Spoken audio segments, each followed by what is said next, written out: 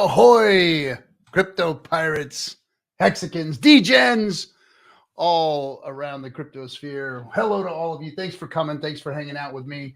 I know there are better places that you can be, but for some reason you decided to come here. So I appreciate you.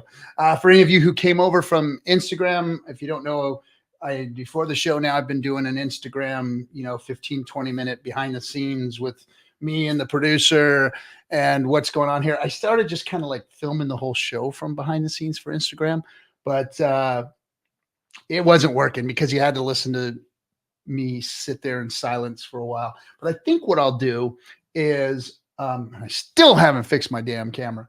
I think is what I'll do is I will do the 15 minutes behind the scenes and then my intro monologue rant, whatever it may be for the day. And then I'll shut Instagram down and we'll just go straight to the show. Just trying out new formats. SJ's been working really hard behind the scenes. Tip of the hat to Wild SJ for doing all the hard work that she's doing.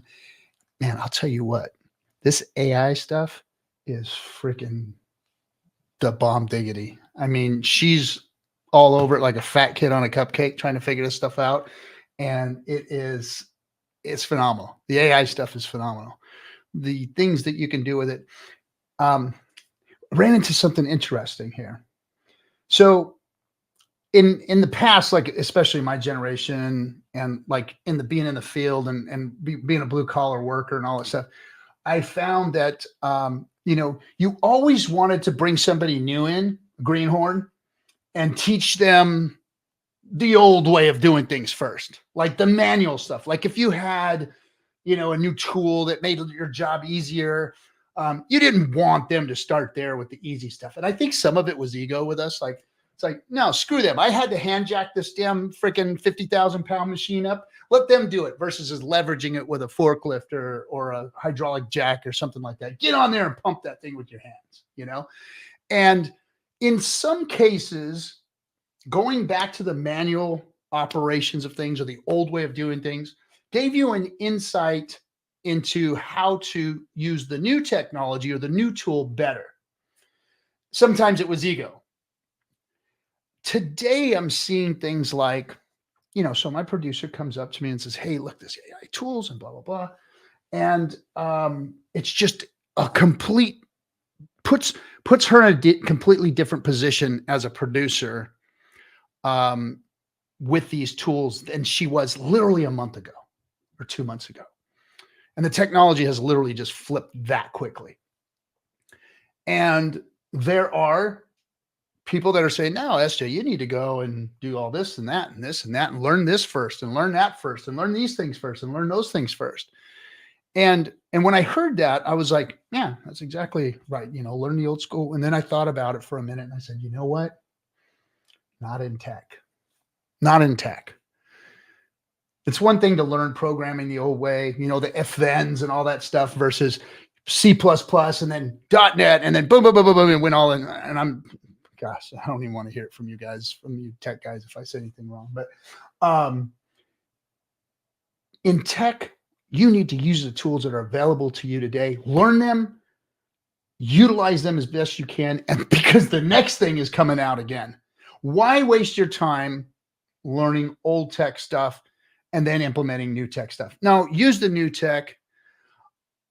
Use the new tech, learn it, forget about the old stuff, and make yourself better for it. Because the AI stuff is where it's at. That's where it's at. Let me see. There we go. Trying to get the mic. I got to get a new foamy thing on the mic here. So anyway, that was my 2 bits on technology and this new AI. Man, just advance yourself. Get in there, jump in, dive in, learn it. And because something new is coming out soon, something new will be out. And forget learning the old ways of producing this stuff. Anyway, without further ado, I want to bring up my guest. My guest is a Hexagon community member who was one of the people who he was kind of one of the first people that I recognized as like the betterment of our community. Not saying that he was better than anybody, like, crypto coffee, from the beginning, he's been amazing, brilliant young mind in the crypto space, putting out freaking some of the best content that we've ever seen. And if his numbers show it. But I always knew that there were going to be better of us, that we were going to get better streamers. We were going to have people that were well-spoken, that understand the space, that dug in deeper, that did really good jobs on their production quality. And this guy here was one of the first to kind of make me proud of the HEX community, was RHMax, who's coming up right now. And I just really enjoyed seeing the community advance and having somebody like him. And it just like gave me hope that, yes, we're getting better. New ones are coming, and nothing can stop us now. Hold on. Let me look at the private chat. Okay. They're just talking about my bad mic issue. Anyway. All right. I'm going to bring him up now. Hexagon extraordinaire, RHMax. What's up, dude? What's happening, RG3? Wow. I'm honored, man. Like that's really what I tried to bring when I first, I've been following Richard forever, but when I first entered the community and started interacting and started streaming otherwise, that's really what I wanted to bring to the table. It's like a healthy form of just like loving these products, loving these ideals, interacting with the community, not starting drama, just like, avoiding it as much as possible, still telling the truth, still being objective, but like not trying to piss everyone off, and just like, but still addressing things from time to time. So I really appreciate that. That's literally what I try to do. So I thank you for the acknowledgement. Well, you've done it. And like I said, you made me proud. Just watching your demeanor and how you've handled things. You came into the space with a name that was like, okay, this guy's, he's got it right. He's not going to be shilling other stuff and whatnot. And you've been critical. You've criticized Richard, HEX, PulseChain, PulseX sacrifices, all of it. You've never held back anything and been like a patsy or a fluffer or anything like that. You've actually, questioned things and brought intelligent conversations, and you've kept a cool head about it all, and avoided the arrows from the community too while doing it, because of your demeanor and what you've done. So my hat's off to you, man. Good job. Thank you. Yeah, I mean, that's the thing, is we can have conversations that, they don't have to be just all about Richard or how he's so great. I mean, I love the guy. He does awesome work. He created best products, Scivive, all that stuff. But at the same time, is the important part. The community, the code is locked, all that stuff. If he disappeared tomorrow, or if he starts moving funds around or otherwise, like we don't need it. But if it happens, it's cool. So yeah, just the ability to really, again, I do a lot of things different than other streamers. I don't monetize. I don't do a lot of things to keep me, my name, like you mentioned. I pigeonhole myself. I don't want to look at other ecosystems. I pigeonhole myself. RH Maximalist ain't doing Solana streams, like, that kind of thing. So, and I'm not the only one. I don't think either. I think I'm very explicit about it, but, I look at coffee, I look at Wells, yourself even, I don't see you, going over and like, just be like, you know what, PulseChain's cool, HEX is cool, but there's some other things I want to talk about today, other than, Bitcoin, Ethereum, whatever, those are for a reason. Right. So, yeah, how you and a lot of the big people in the community who are just, living, it's weird to be criticized for being loyal or criticized for sticking to your principles or otherwise. And I don't mind, because I know that's what I want to do. So it's all cool. I've learned that one thing that is definitely always going to happen, or is never going to go away, is you are going to get criticized one way or the other, no matter what you say. It's either going to be, I've had people, basically, jump into my DMs and tell me how much they love me and thank you so much. And in the same stream, the same thing I said, somebody else says, screw you, you're an asshole, I'm done with you. You're going to get it no matter what. And, I listened to Joe Rogan one time say, he goes, I don't look at my Twitter. I don't look at any of that stuff. I don't care about the comments. I don't care about what anybody's saying. I just go and do my thing. And that was real hard for me to understand, because this community was so small, and literally like all the people in it were my friends at one point, like we became close friends. And so it was really hard for me not to look at the comments and take them personally, especially from people that I've known for a couple of years or so. It was difficult. But that's one thing I want to dig into real quick. So here on this show, what I like to do is, yes, we talk about crypto. Yes, we talk about the HEX and PulseChain ecosystem. But I also want to get to know the community members. I also want to get to know my guests. And I want to do it in a way where we're touching on kind of 5 pillars. And those 5 pillars are mind, body, spirit, relationships, and finances. Those are, I think, the pillars of life that you need to master in order to be free, I guess. I don't like to say happy, wealthy, all that stuff. I like to say free, because freedom to me is that thing that we're really all seeking for. The freedom to be able to do what we want, where we want, when we want, with who we want, and the style that we want to do it. That's really the ultimate in happiness, is being free, and I want to know what you do in these areas to do that. So first of all, you being in crypto, you being, an influencer out there, what is it that you do to prepare your mind for what's coming, for the week, for the next day, for the month? Is there something that you do? Are there books that you read? Is there, what does RHMax do to better his mind when it comes to the crypto space?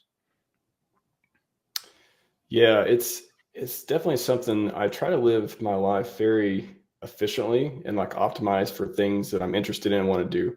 So, I've definitely consumed a lot of content, I have a family and so on. So I kind of got to, fit my times in for streaming, fit my times in for creating content. Luckily, flexibility with work and otherwise is pretty good.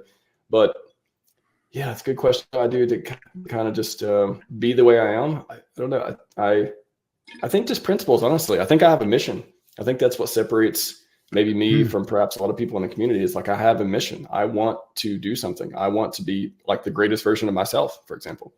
I want to contribute and give back to this community that's given me so much. I want to be a force for good in the world, as Richard would say, for example.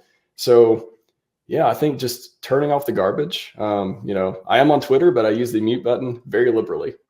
Oh, I don't block a lot of people, but boy, there's a lot of people that are muted, and it's no offense or anything like that. It's just like, hey, I need to have a clear, concise feed if I'm going to be able to operate and not be emotions up and down all the time. Like, there's a lot of stuff I just don't need to see. And if I'm going to continue to perform, and again, I always tell people, at any moment, I may stream every day or every other day or whatever. At any moment, you may never see me, and I hope that the takeaway from that is he did enough. He doesn't owe anyone anything. He did enough, and he's all for his dream or whatever. So yeah, I think optimism. I think that's one of my strengths too, is just the ability to, I came out in a bear market, right? Like, I started streaming. I got Twitter for the community. Again, I've been watching the community from afar. I've been watching you and Hexologist and everyone for a while. Of course, Richard for years, on and off. But it's like, I came out February 2022, got Twitter, started interacting a little bit, started streaming in, I think, May 22. And I was born in the fire, man. This is like my 3rd cycle. It will be.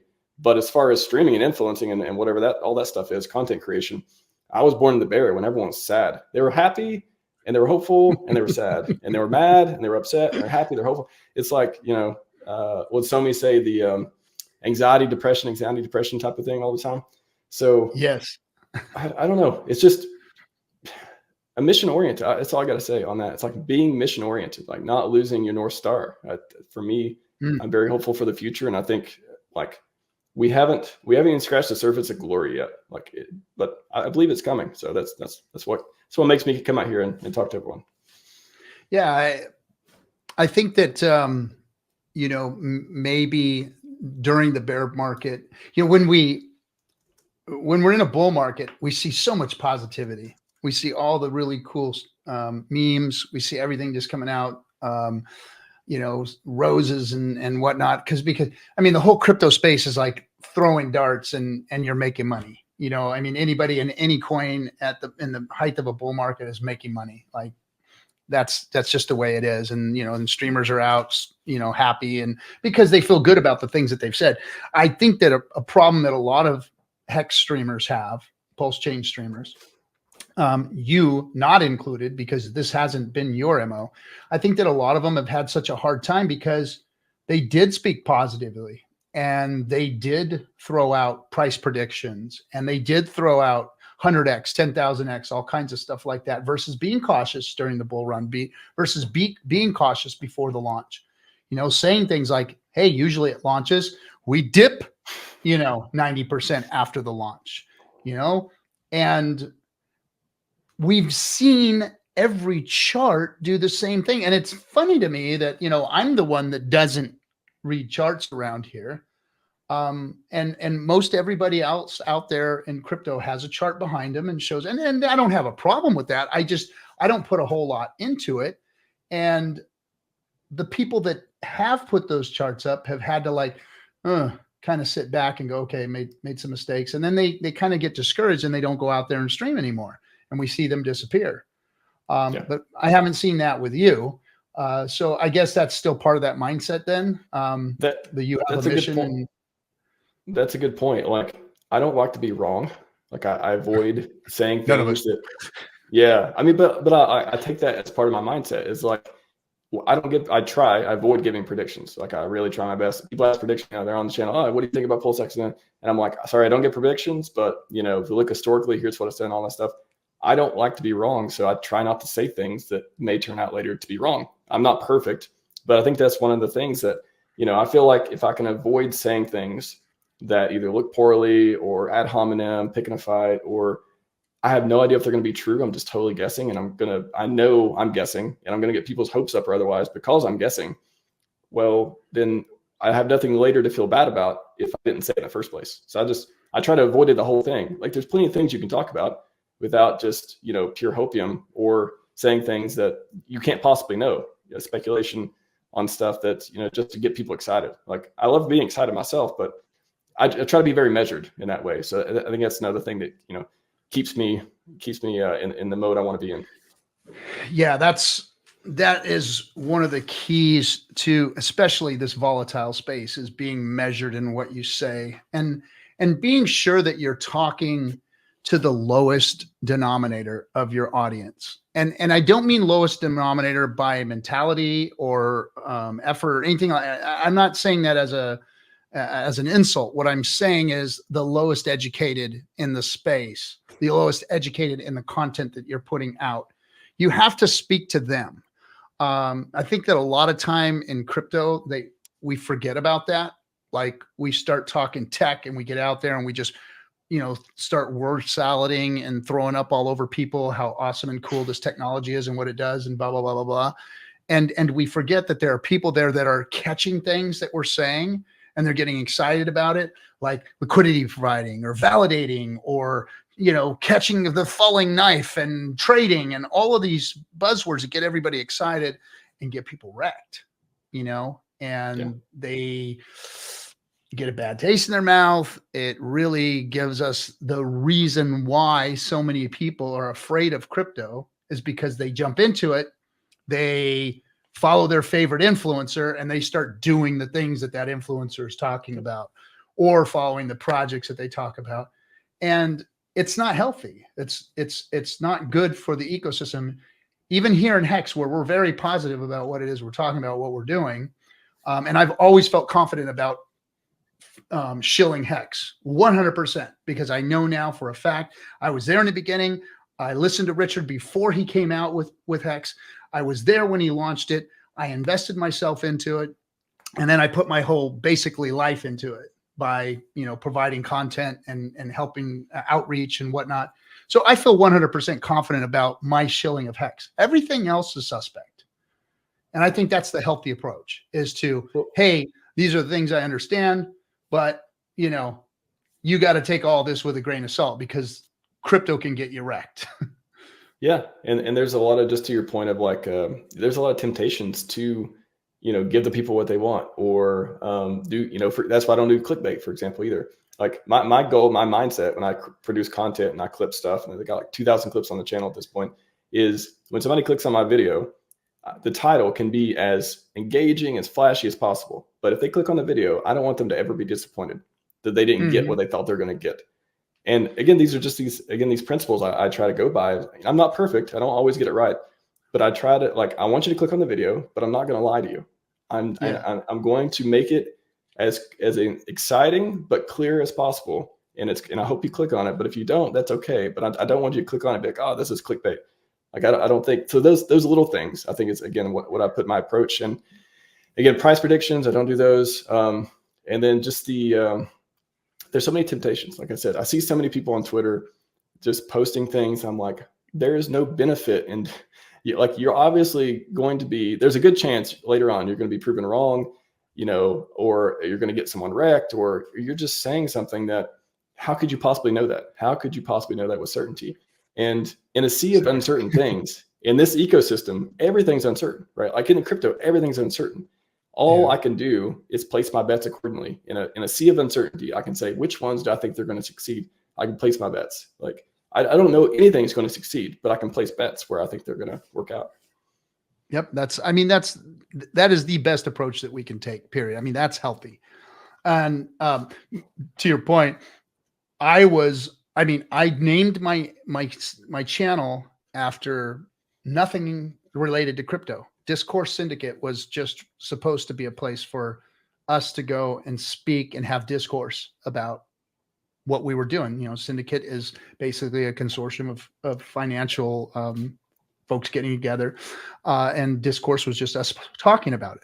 So that's what it was based on. I was never really geared towards being a crypto show or anything like that. And I never really did clickbait stuff for thumbnails, and mostly because I didn't have the technological advancement to do so.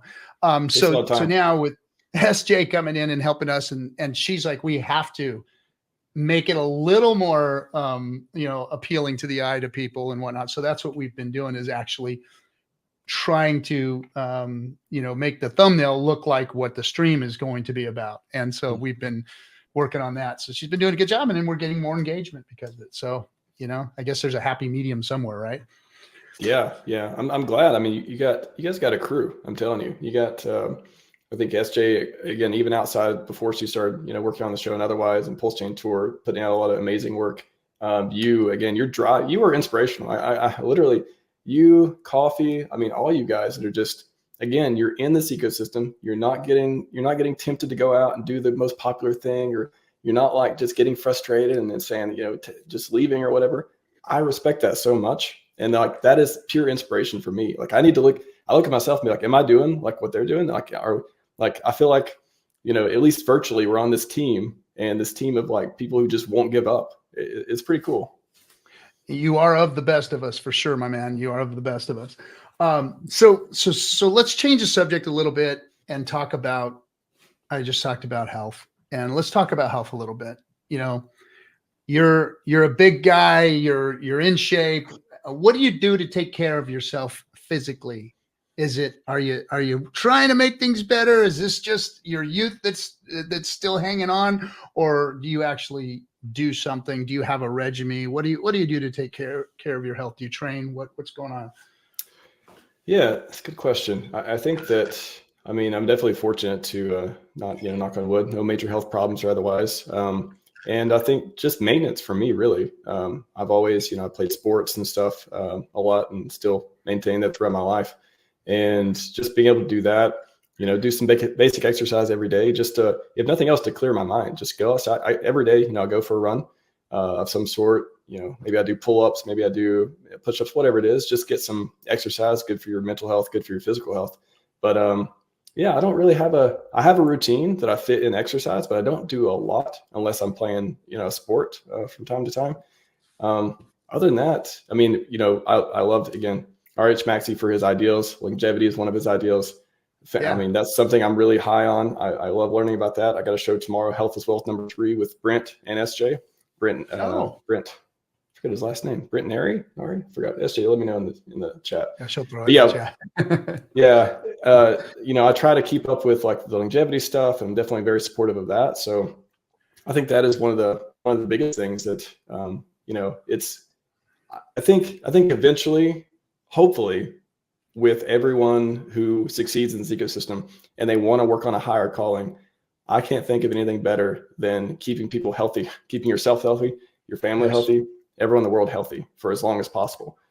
So I really hope, Richard, that idea stuck with me, stuck with many other people. Hopefully it sticks, if and when we get that glory, it really sticks with people when they want to do something else with their lives. You know, if they finally go outside after they're financially free, all that stuff.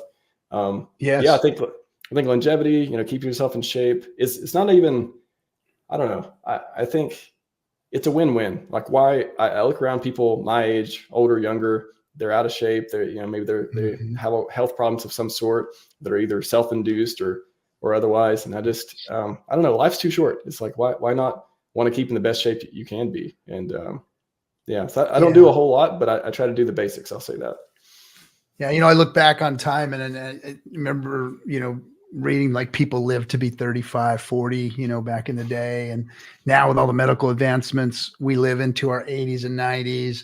Now we're talking about longevity taking us into 120, 150 and all this stuff, but when I look at reality and like my family and my friends and, people that I've grown up with and worked with, I see a lot of death from, not being healthy. I see a lot of, people that have retired and then within the first year of retirement, they're gone. It's like, whoa, what happened there? And it's common. Like in my field, it was common for guys to stop working and then within a year they were dead. It was like, wow, and that was an eye opener for me being my age. I mean, it's one thing to be young and be able to maintain, like you said, I do maintenance, I play sports when I want to, try and take care of myself. I'm outside every day. I'm doing a run. So you're taking care of yourself and maintaining. But at a certain point in life, somewhere around between 45 and 50, things change. And I've watched it in a lot of people and they just give up and they quit. The maintenance thing doesn't work anymore, or the drugs and alcohol and the bad living catches up to them. And, and I never wanted to be that person, even though I've had my own health issues, with my nerves in my neck and my back and all that kind of stuff. I just don't want to give up, so when I finally retired here and, when I switched from being a field worker, blue collar worker to, in the influencer space or whatever you might call this, I started really digging into health and supplements and diets and all this kind of stuff. And it's turned into a big conundrum, to be honest, but I'm starting to dial it in for myself. It's like, what works for me? What kind of food works for me? What kind of regimen works for me? So I'm still searching that. So I guess you guys have a while to go still before you have to worry about what's best for you. Well, I mean, at the end of the day, there's only one game, it's survive. So like you gotta, it doesn't really hit you, it hits you different points in life, but if you're not surviving, like that's over, game over. Right. So why not try to do that? Exactly. Right on. So, I mean, I don't want to get too deep into this next question with you. But there's a space in between our mind and body. Some people call it spirit. Some people call it the universe, the power to the universe, or God, or whatever. And there's religions based around all of this stuff. Is there anything that you do that spiritually, I guess, motivates you? Or is there something that you have a regimen that works for you? Meditation, whatever it is. Is there something you do? Yeah, definitely. I would say meditation fits perfectly in there. I mean, I was raised in a religious household, but didn't really take after a certain period of time. You never know. Still got time if I ever feel the need. Family, yeah, family's always. They've always attempted to wash me off too for years and years. Yeah. I mean, it's not the worst thing. I appreciate it, but no, I think meditation is one of the game changers for the past, let's say, 2023. A big part of 2023 was just getting more in touch with the spiritual side, however you may define it. And this, like I always tell people, the Sam Harris Waking Up app is just phenomenal. It's just like you can do meditation, you can listen to different stuff. I mean, you don't even have to agree with his politics. I literally don't agree with Sam Harris's politics most of the time. And I used to love him. And then I used to be like, I don't want to listen to this guy anymore. And then I found out he made the Waking Up app. And I'm like, you are my hero. You're amazing. I don't care what else in life you do. You made this app. You're the man. So I think meditation and doing that on a daily basis or regular basis, whatever cadence you want to do, just really helps me, at least, just relax, kind of think things through or not think at all. Different ways. I mean, there's 100 different flavors of meditation, the way you can do it, guided versus not guided, all this stuff. But just the ability to just recognize your thoughts, make peace with things, not get everything tangled up, not go throughout your day just gritting your teeth, just like finding ways to be at peace and just, whatever happens, it's okay, that sort of thing. And, whether you're going through a hard time or not, that's a powerful thing for you to, they call it a new operating system for your mind. It really is. It can really, I literally don't see any downside. Like, I think if everyone in the world meditated for 10 minutes a day, like, we'd be in a much better place. Like, it's just obvious.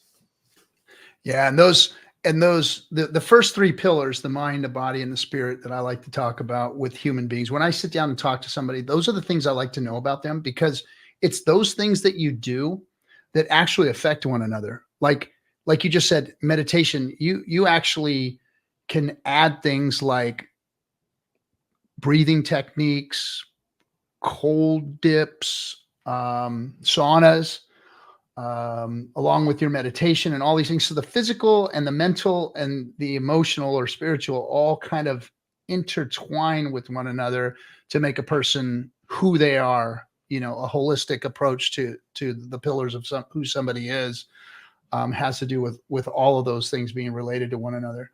I'm looking a lot into, the Wim Hof of breathing techniques and the cold plunges and those kinds of things.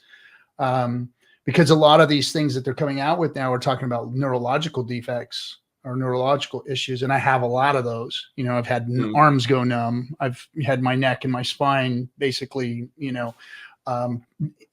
debilitate me. So, yeah, those meditations and putting all of those things together are part of the pillars.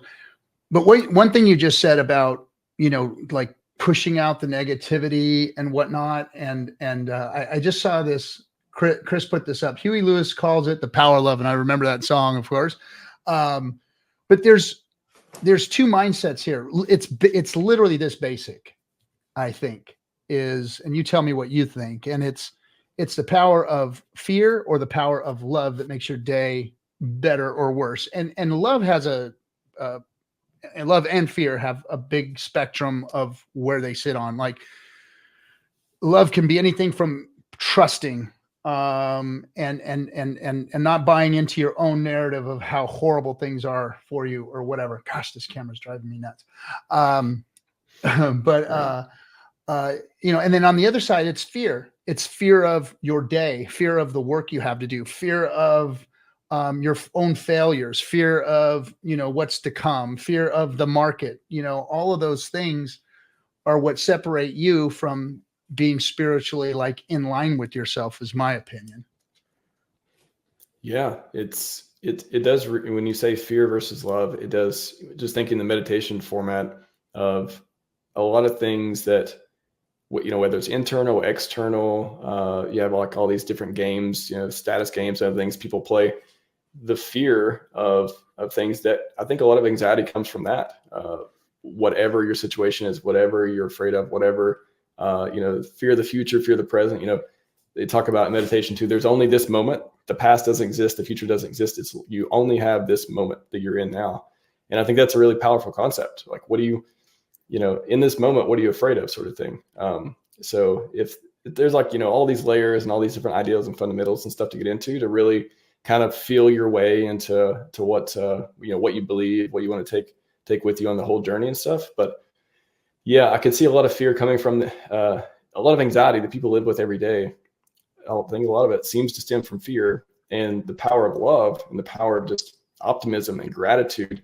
I mean, there's exercises you can do where it's just like, think of someone that you truly love or you truly appreciate or is a good friend. There's no complicated relationship, all this stuff, and just practice like, being thankful to them. Just like, even in your mind to say, I wish you peace. I wish you happiness. The power of gratitude and like just giving, truly wanting other people to be happy. Not that you can do anything about their happiness, because, you can barely do anything about your own happiness. So let them worry about that. But just the emotion of like wishing someone well, can just kind of fill you with that lovely kind of feeling, and maybe help you figure out whatever, or at least give you some better standing to go about your day. So there's a whole bunch of different things.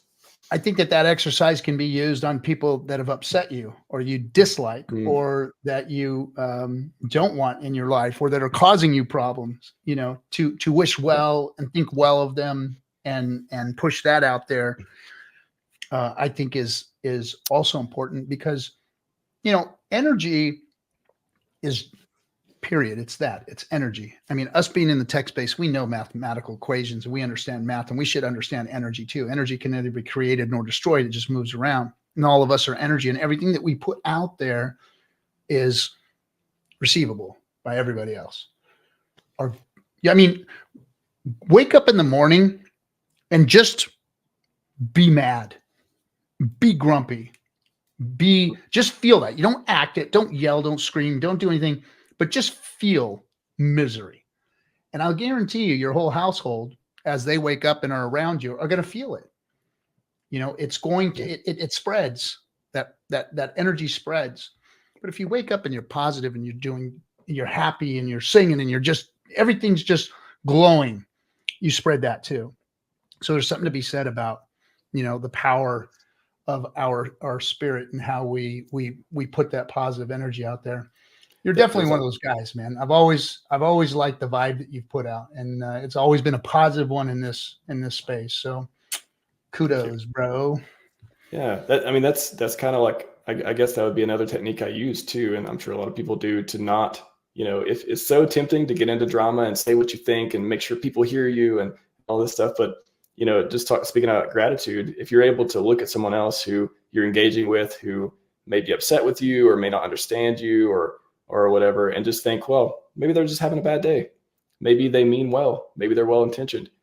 What am me at the keyboard? I've literally typed out tweets before, replying or otherwise, if something I'm passionate about, I'm emotional about, I'm frustrated about, whatever. And then I stop and think, who is this going to help? What is this going to do if I send this? Like, who am I helping with this tweet? Am I helping someone, or am I just venting? Am I just making it worse? Am I making it better? So literally, I typed stuff out, thought about it.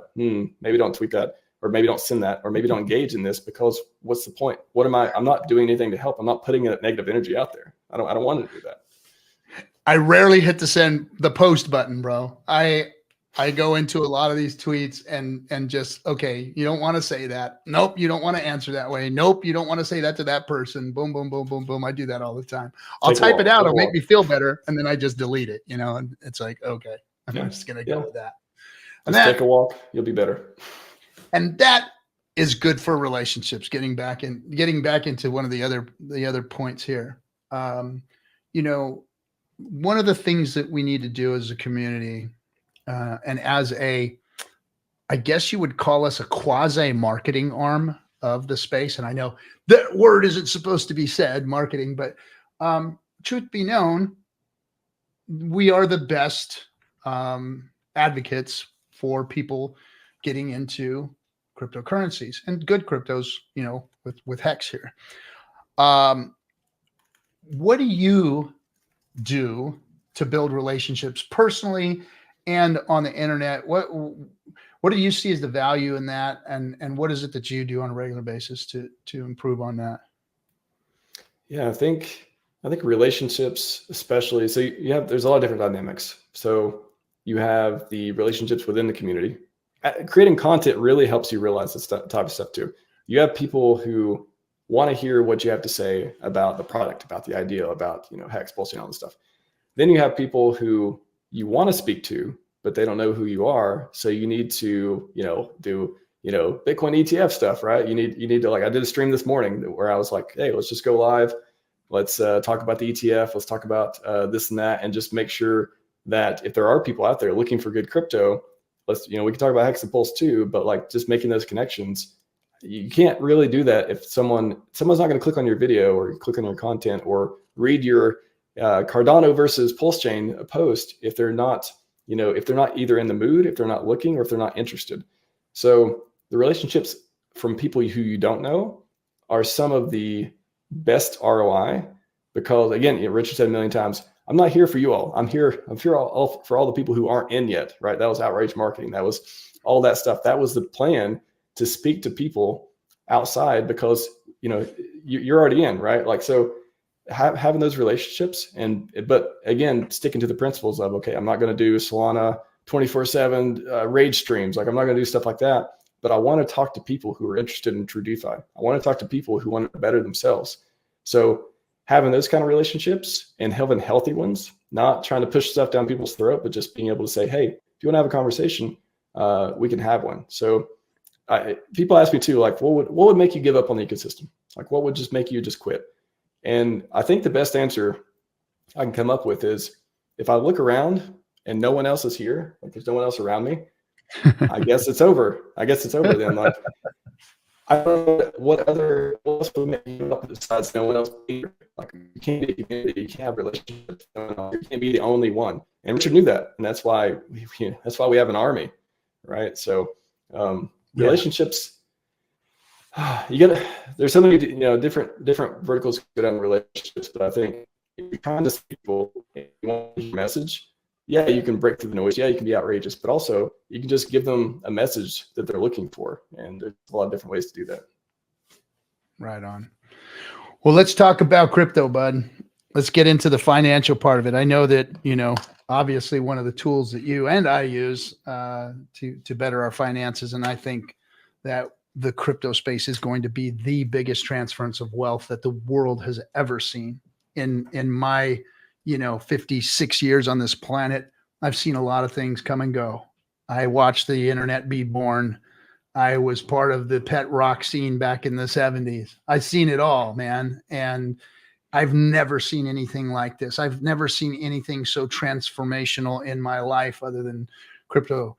And being in it as long as I have been, since, before Bitcoin came out, and I mean, not truly diving in until 2014 myself. I've never seen anything like what Richard has done, and I'm excited about it. And we're starting to see some action. Today, we've been on a 2-year hiatus. You explained that earlier. You jumped in right when we were going down.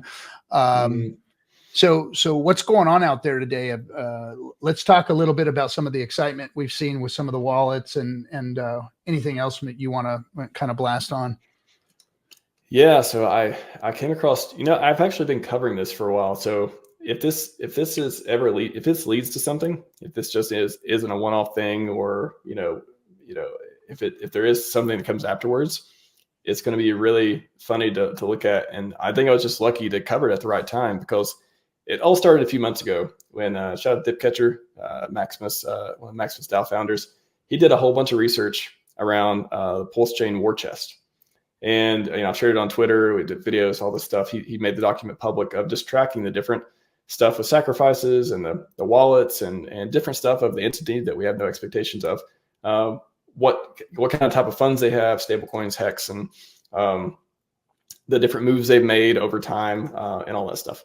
So this was a few months ago. I did a stream called PulseChain Warchest and with Dipcatcher, and we covered a whole bunch of stuff. Super interesting.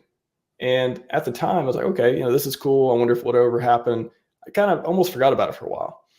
And then the other day, maybe 2 or 3 weeks ago, I was like, I wonder, let me take a look at that Warchest thing. I don't know what made me think of it. And I just got intrigued again. And I started thinking, wow, this is cool stuff. So I started covering it more. I started thinking, hey, it's the end of the year. Hey, we got Bitcoin ETF coming up. We got halving coming up. We have macros are looking better. All these different things are coming together.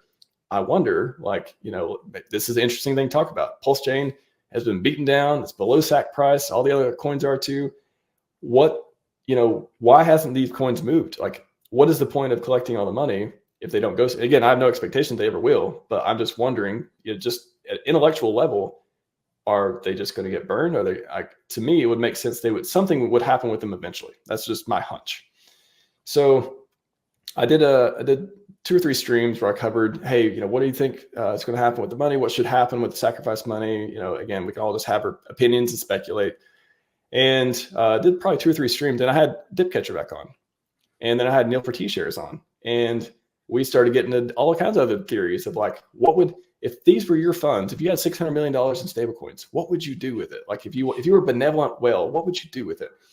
And we just gotten all these other, you know, well, maybe you do LP, maybe you do the buying, maybe just all these different ways to do it. Again, I have video content. I released one today because I was like, oh, this is very timely. I should release it today since everyone's started talking about the thing that has been, you know, kind of consuming for the last few hours, which has been, you know, somebody covered this. A few other people covered it too. It appears that wallets related to the sacrifice. I think it was the arbitrage. I think it was the money, some of the money from when it was the USDC peg unpegging, and then I think there was a purchase with DAI when the USDC unpegged, and then there was probably I think USDC got down to like 84, 81 cents, something like that, and and then there was a purchase, might have been like, I don't know, 15 million, 10 million, 15 million, something like that, as far as the arbitrage opportunity was. I'm not sure. I just remember when it happened. Yeah. So there's an ARB. From what I understand, there was an ARB opportunity when USDC went down, as you mentioned. And the entity seemed to make made some money off the ARB opportunity, which a lot of people do. And there was like, I think, what somebody say, Sacrifice Wallet has used 4 million of its 8 million arbitrage trade. So this is not SAC money from the war chest. This is the trade that one of the entities linked to this stuff had made. And that was a purchase today. That was a trade today. Was that I think I saw two big trades today. Was that it? Let's see. Was it, or was this before or recently? I think it was, I'm not sure the exact date, but it was definitely recently. I don't have dates in front of me. But it was half of, I'm looking at somebody's tweet, 4 million of the 8 million they had that was used to, I guess, buy, it looks like they bought PulseX and HEX with it. So yeah, this whole war chest thing, I covered it, talked about it, kind of forgot about it, came back. Oh, this is interesting. I wonder what, there's like $3 billion. There's 600 million stables. And then in total, there's a whole bunch of HEX. There's like billions and billions of HEX that, it's not liquid. You can't really do anything with other than maybe liquidity. We don't really expect much to happen from that. Who knows?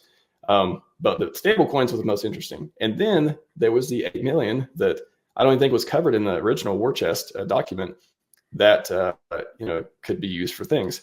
So it's just the timing of this is so interesting to me. I literally just can't stop thinking about it today of people have kind of just, we've seen people leave, we've seen people give up, we've seen people capitulate, we've seen people just lose faith in this ecosystem in one way or another. And then I knew, at the back of my mind, I always thought, hey, we're going to get at some point, I don't care if it's an entity moving funds around or what, there's going to be some kind of green candles that come at some point, and it's going to start the things. It's going to start us off.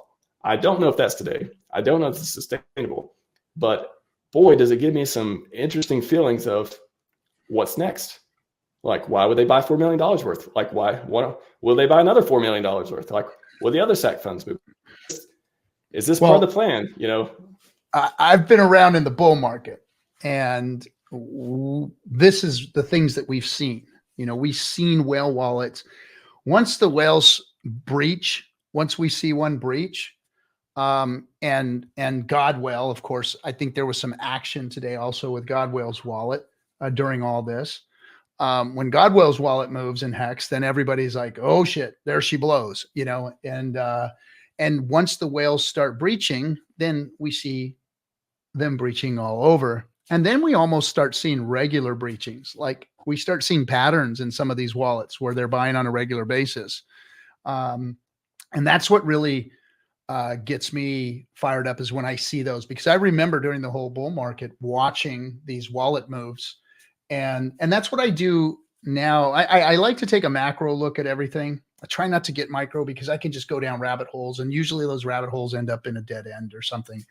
But if you take a step back and you watch what's going on and you kind of gauge the whole crypto space, the global financial situation, everything as a whole, and then you see these wallet movements. Like I'm watching the Bitcoin wallets right now, and they were dormant and silent for the last year and a half, 2 years.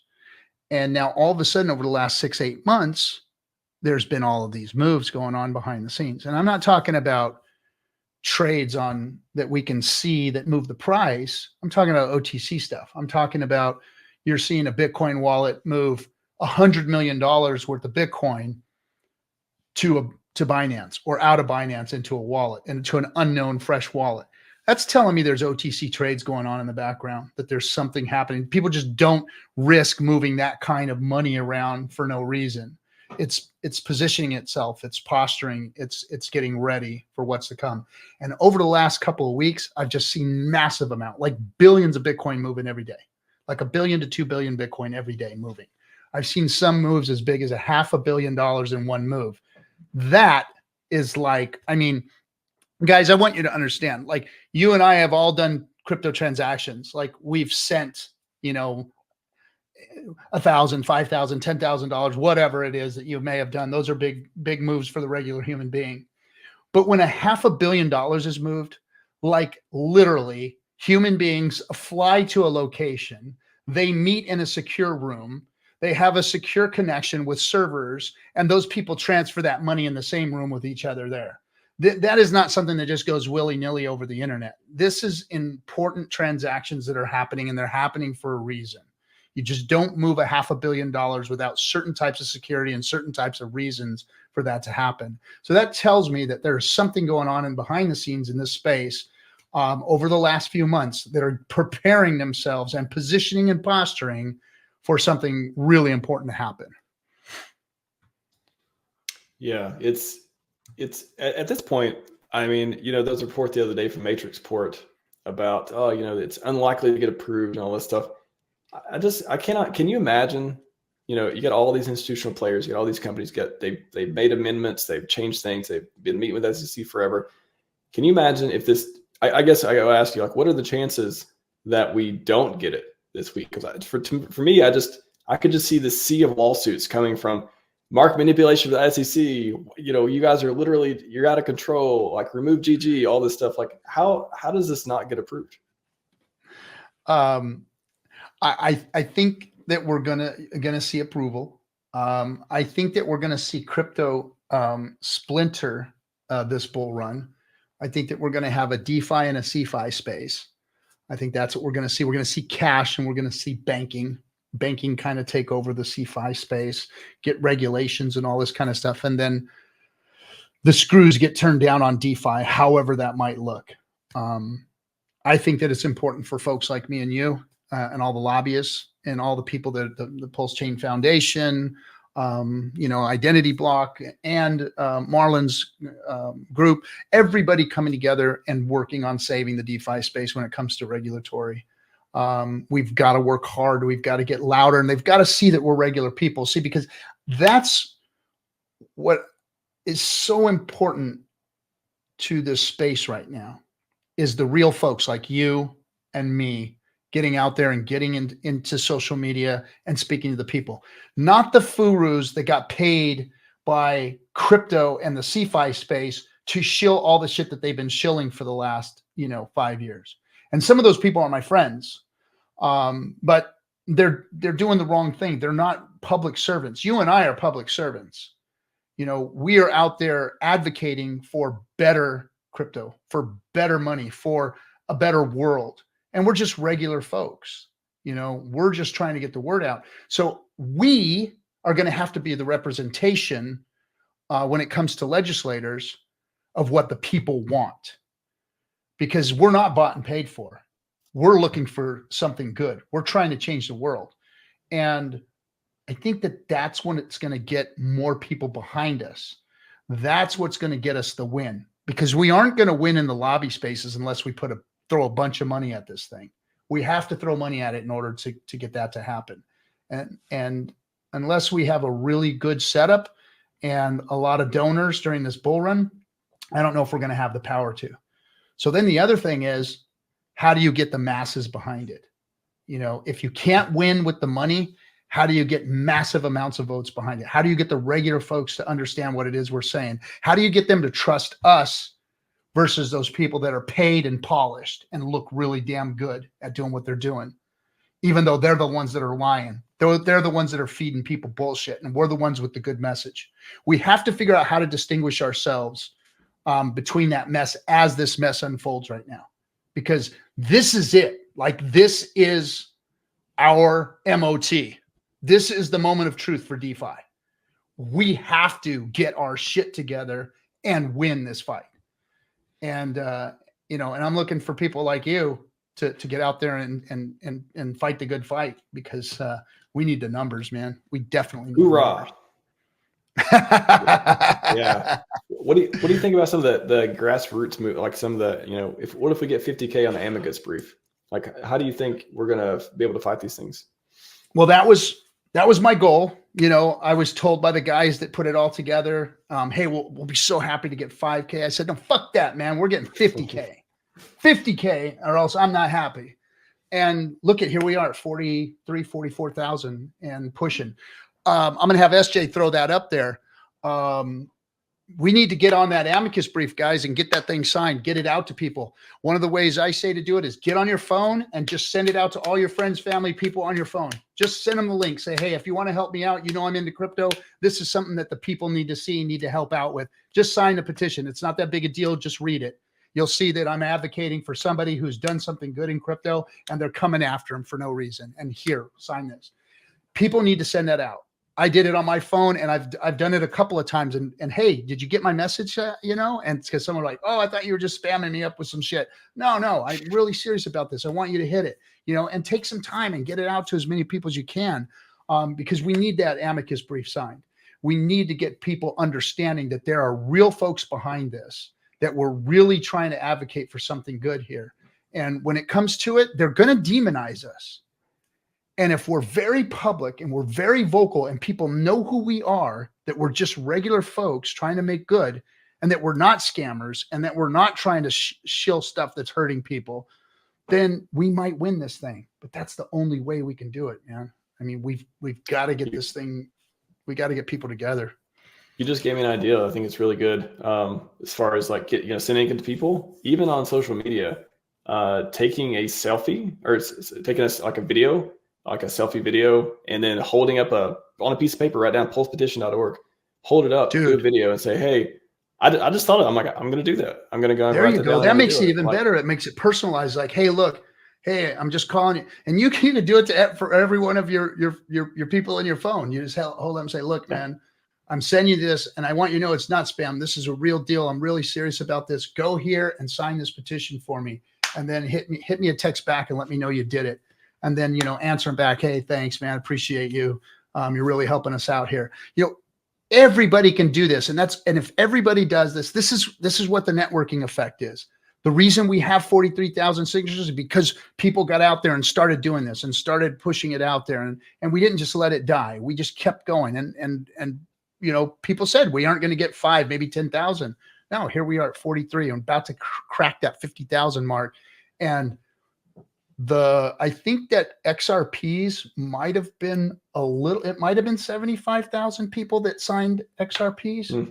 And the judge said that amicus brief and the signings of it held weight, and was part of the reason why they dismissed that case against XRP, because the community came to and said what they said. And like, look, guys, the reason we have SEC investigations going on right now isn't because the SEC found something here and they're uncovering their investigation, and exposing Richard Hart and the ecosystem. No, some little bitch ass motherfuckers saw that there was a bounty, that if you turned in a crypto founder, influencer, community, whatever, and they found them guilty, you would get like a $30,000 reward for doing so. So some little bitch did that in order to get this process, to get Richard on blast. And it has hurt us. You look at the price. I think we have an honest countersuit against that little bitch and everybody else in the SEC that has done this to us, because our price has been going down ever since, and more so than all of crypto. And we haven't recovered ever since. So there's something to be said about that. And I hope that, you know, we do take this fight to them, and the amicus brief and the people who signed it have something to say about that also. Do you think, before we wrap up too, do you think that Richard hinted that, even he would be maybe suing GG or anyone else for price go down and all market manipulation, all that stuff? I'm signing up on it if it's there. And if it's not, then I'll bring it myself, because I've been hurt by it. And all of my work and effort has been hurt by it. Not fair. Not fair at all. Businesses have been hurt by it. And for somebody to blatantly be able to sicken agency on a whole investor class, community of people / whatever you want to call us, and have it affect us as adversely as it has affected us, deserves some repercussions, in my opinion. The corrupt SEC and how it's been, and I have been very, I guess, mild about my speech against the SEC. They have come at me 4 different times already myself. All nothing burgers, but I'm done with them. They will not give us regulation. They will not give us tracks to run on. They will not give us our fair share of this, or our fair say in this. They just want to regulate by enforcement. They don't want to do what's right for the people. I'm the fucking people. I'm born and raised in this country, fought for this country, worked my life off for this country and my family. I should be the one they're protecting, and they're hurting me. So yeah, I got something to say about it. And yeah, I'm going to bring action against it. If there's a class action, I'm getting involved, because they have not done us any good. And the little bitches out there that are trying to capitalize on this haven't done any good either. And I hope that they get theirs. And I know who you are. You got your names, your addresses. I know who all of you are. Thank you so much for that, because we're coming after you. We're coming after us for no reason. Anyway. We will win. We will win. We will win in the end. Because I know that we're on the right side of history. So anyway, Max, thanks for coming, bro. Appreciate you on short notice too. Well, actually, we've been trying to plan this for a while. Good having you. Pleasure, good Pleasure. to hear more about you and who you are and what makes you tick. And I think the community is going to have, a better understanding of who you are too and what makes you tick. And it's about building trust in the community of who we are and what kind of real human beings we are. And you're one of our best. So appreciate you coming on, man. Thank you. I appreciate you having me. And again, you guys, everyone, it's like inspiration. Like I look around, am I doing enough work? I literally ask myself, am I doing enough? Like you guys are just, you're setting the bar, and I appreciate you all. And I appreciate you having me on here and conversation as always. That's good to hear, because I'm always trying to keep up with you guys. Hey, it's a win-win game. It's a win-win. Right on. We'll just keep pushing each other. All right, my man. Have a good one. Thanks for coming. We'll see you guys Friday, I guess. Yeah. See ya.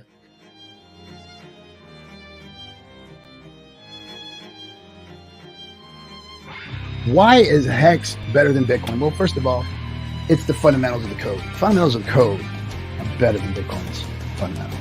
The inflation model is better than Bitcoin's inflation model. The staking feature is better than a mining feature. It's new tech versus old tech. It's decentralized versus centralized. Yes, all of those things